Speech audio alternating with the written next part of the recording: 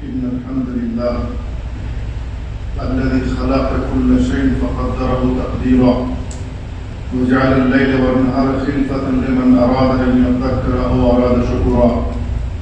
أشهد أن لا إله إلا الله وحده لا شريك له الواحد الصمد لم يلد ولم يولد ولم يكن له كفوا أحد. وأشهد أن محمدا عبده ورسوله الأمين بلغ الرسالة وأدى الأمانة ونصح الأمة وجاهد في الله حق جهاده حتى أتاه اليقين صلى الله وسلم عليه وعلى آله وأصحابه ومن اهتدى بهديه واستنى بسنته إلى يوم الدين. أما بعد فأوصيكم ونفسي بتقوى الله عز وجل. فاتقوا الله رحمكم الله. فحياة الإنسان مراحل والناس في هذه الدنيا ما بين مستعد للرحيل والراحل، وكل نفس يدني من الأجل، والموفق من حاسب نفسه يوما بيوم وساعة بساعة. فهنيئا لمن أحسن واستقام، والويل لمن أساء وارتكب الآثام. ويتوب الله على من تاب، من عمل صالحا فلنفسه ومن أساء فعليها وما ربك بظلام للعبيد.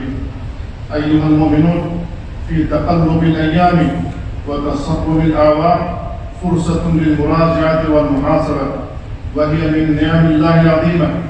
قال تعالى: سخر لكم الشمس والقمر دائبين وسخر لكم الليل والنهار وآتاكم من كل ما سألتموه وإن تعدوا نعمة الله لا تحصوها إن الإنسان لظلوم كفار. وقد وبخ الله من فرط في وقته ولم ينتفع به في آخرته.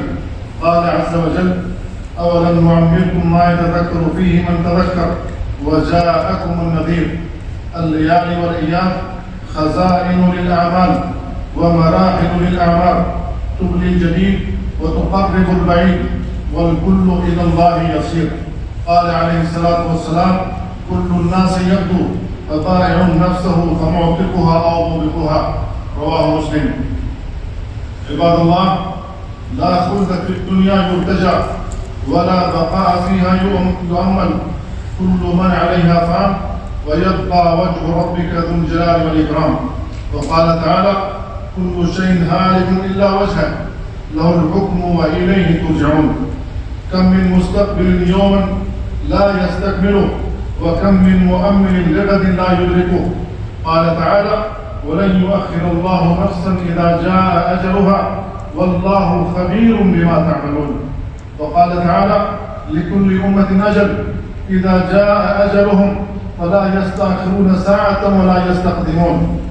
اعتقد العزم في بذل هذا العام على المحافظة على الصلوات الخمس في المساجد جماعة مع المسلمين، والتزود من العلم النافع والسعي في نشره وتعليمه، وحفظ اللسان من المحرمات من الكذب والغيبة والفحش، واحرص على بر الوالدين وصلة الأرحام وبذل المعروف للقريب والبعيد، وتطهير القلب من الحسد والعداوة والبغضاء، واحذر الوقوع في أعراض المسلمين. اجتهد في القيام بحق الله تعالى وأداء حقوق الأولاد والزوجة على الوجه الأكمل، وغض البصر عن النظر إلى المحرمات في الطرقات وأمام الشاشات.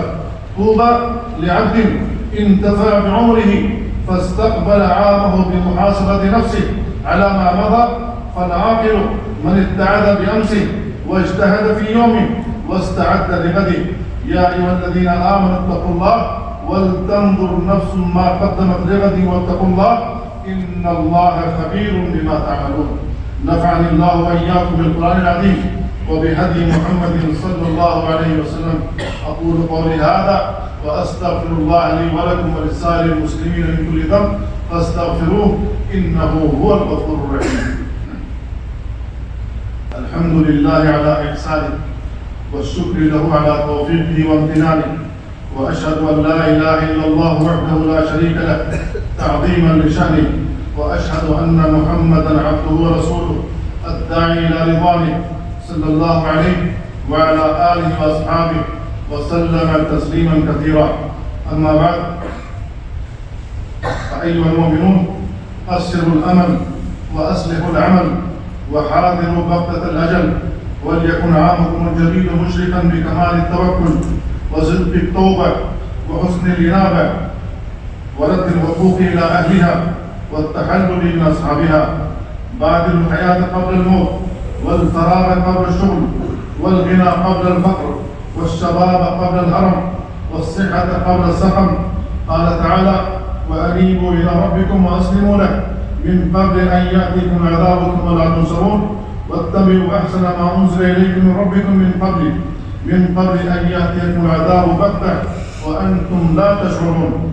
أن تقول نفس: يا حسرة على ما فرطت في جنب الله وإن كنت لمن الساخرين، أو تقول: لو أن الله هداني لكنت من المتقين، أو تقول حين ترى العذاب: لو أن لي كرة فأكون من المحسنين.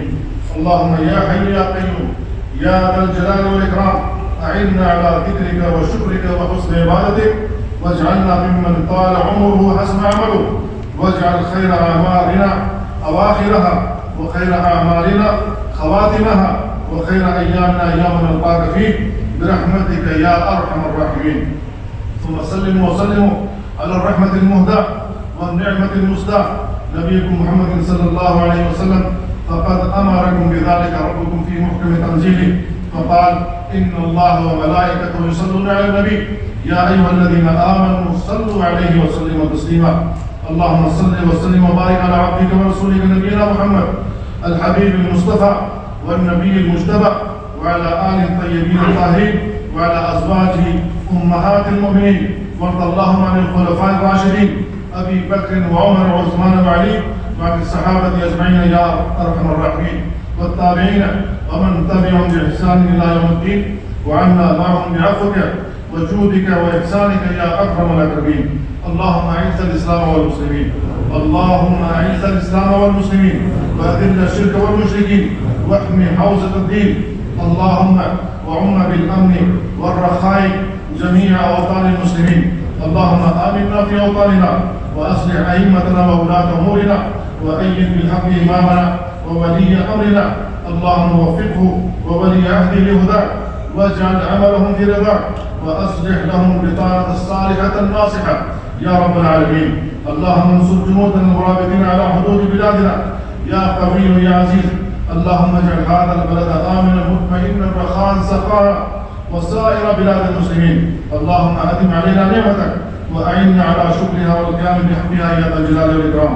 اللهم ادفع عنا البلاء والوباء والربا والزنا والزلازل والمحن وسوء الفتن ما ظهر منها وما بطن عن بلدنا هذا خاصة وعن سائر بلاد المسلمين عامة يا رب العالمين.